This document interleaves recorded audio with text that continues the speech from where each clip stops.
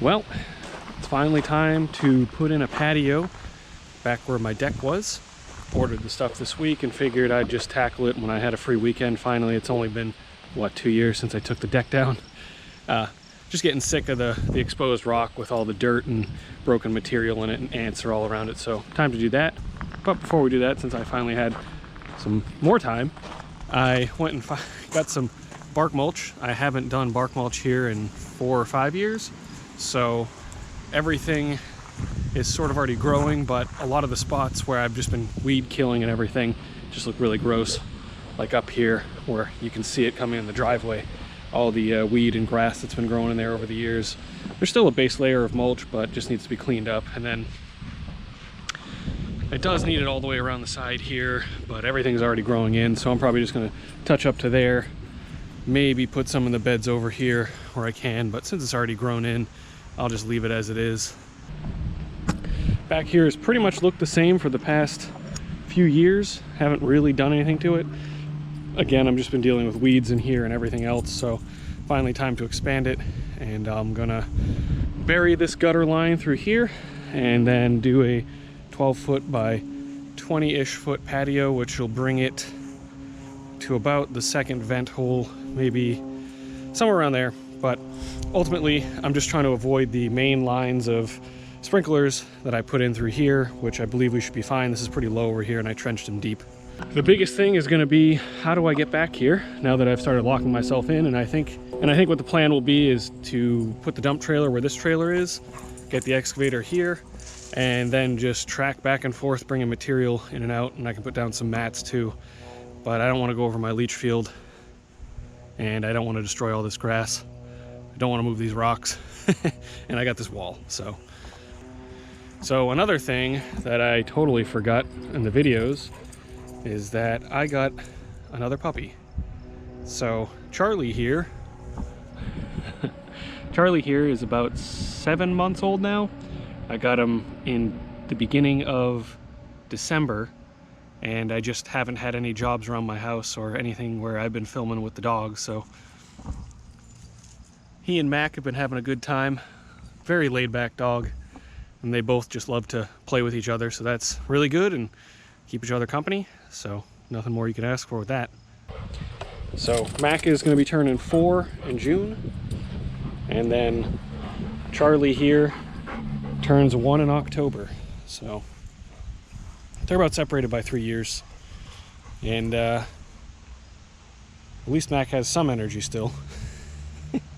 So they run around a bit. My parents got one of the sisters, so she's an absolute wild child. She never runs out of energy, and she'll be pounding Charlie down into the ground while he's trying to sleep. So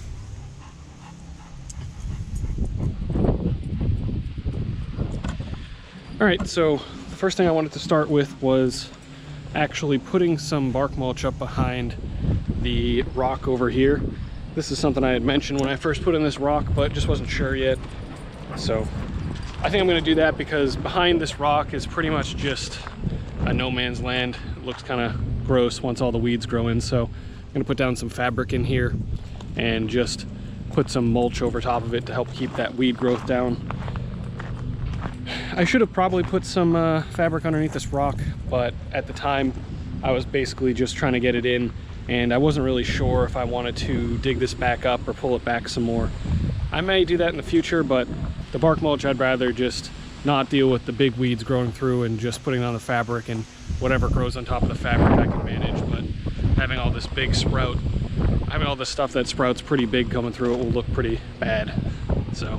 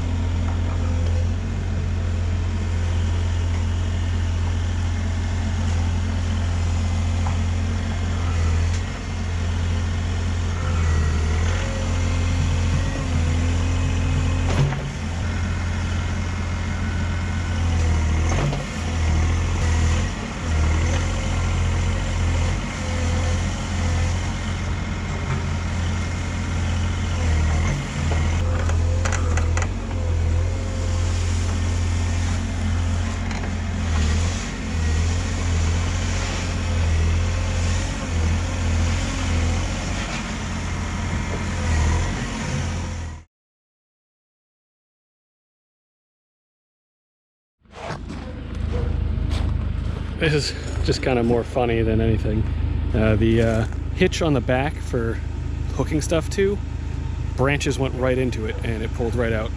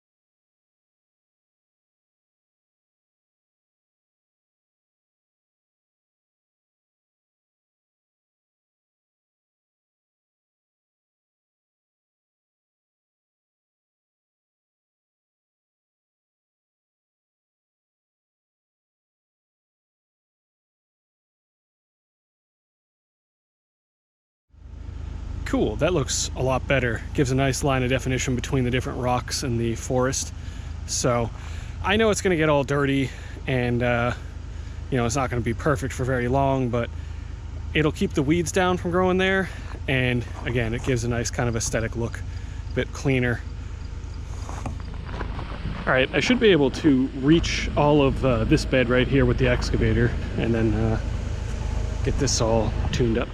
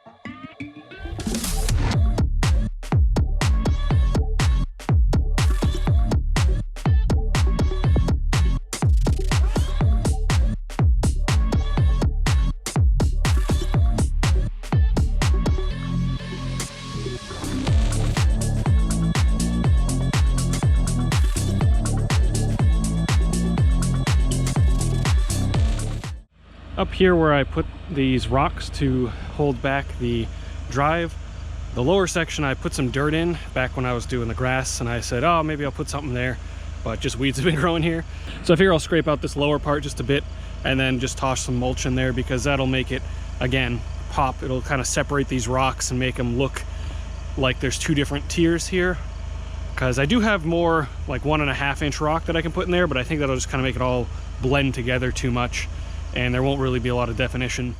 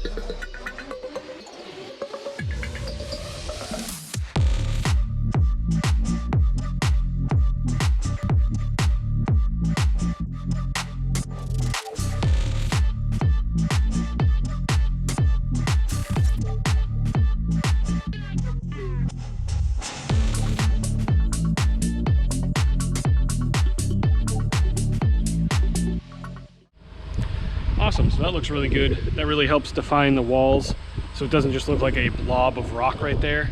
Unfortunately, I did break that center rock because these things are, because it's decayed ledge, the way the grain, you could say, was going on it, the veins was right in line with the same way the bucket's going. So as soon as I tapped it to try to shift it a bit, it snapped. But no big deal. It's just sitting right where it is and it'll be fine. It is time to do the patio. So I have to move some of this stuff around so that I can get access.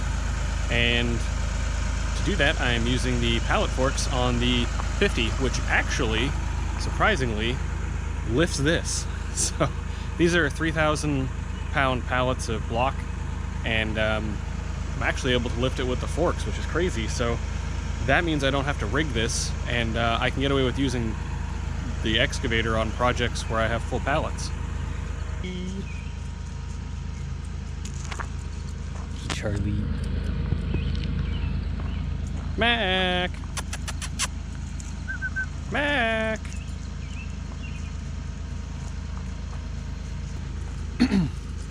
Hi, Charlie.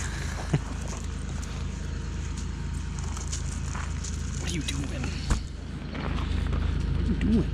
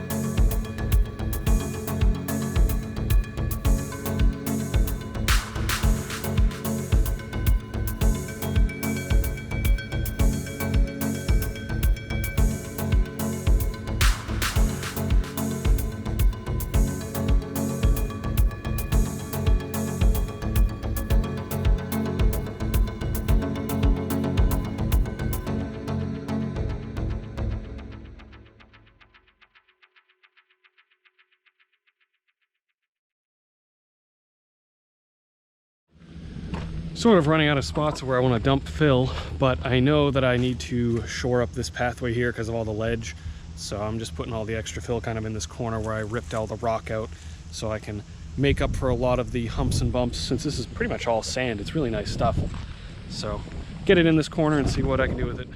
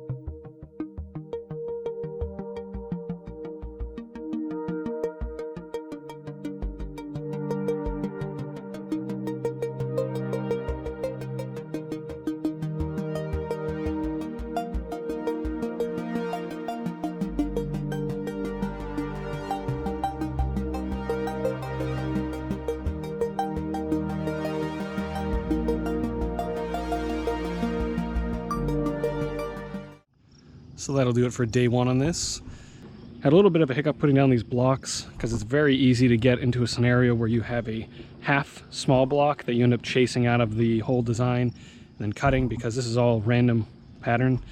So I don't put it down in any specific way. I just put it such that every block makes a version of the other blocks. So you basically, as long as you stay within that type of pattern, you don't have any issues with half blocks and you don't have to do any cutting unless the dimension of the patio requires it. So, and the tougher part about this was I only have access to putting these steps in while only half the patio is here, because otherwise I would have to come out onto the grass there, or I would have to drive around the grass there, and my septic tank's right there.